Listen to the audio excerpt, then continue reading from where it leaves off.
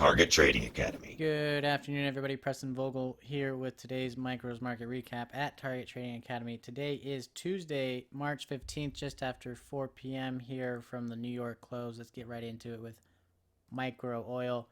Remember, these bars are very large still. We opened gap down in oil.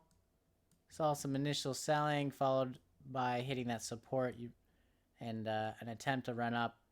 And they just could not get out of this congestion for a good 30 minutes before they finally broke, made some new lows, and then had a short rally, but got stuffed by the lows of the open there before finally making some more lows and then ultimately breaking through higher and finding resistance at our HVA levels that, yes, our students get out the night before. We did close net down from yesterday at around 96.44. So we are net down. Now, gold also opened net gap down from its close. And we saw initial selling, tons of selling. This is due to news, whatever news event that is. It doesn't matter. It's just still news. You got to be aware of it. And then we still had a similar congestion sideways move before making some new lows, finding some support, and attempting to make some newer highs, but they got stuffed by those opening highs there before they had to retrace and go lower. And then this area here was a battle, and the buyers ultimately won. This is like 10 bars sideways between buyers and sellers just fighting it out, and you can see the buyers definitely won, and they just carried that up.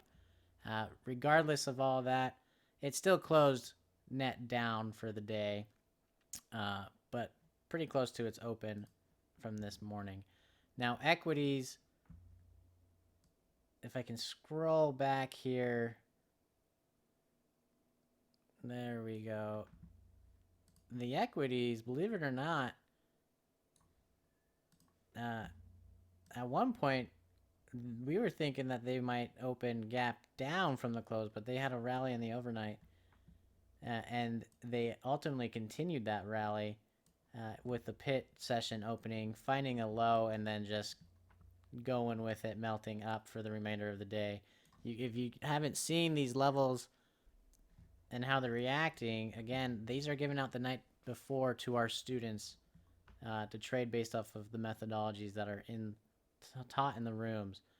You can see at around lunchtime how well they're performing monster trades, and you can see the proof, and I'm using my fingers as quotation, proof in the pudding by watching Patrick's win-loss break-even videos, where those are student submissions, both live and sim, as students are learning.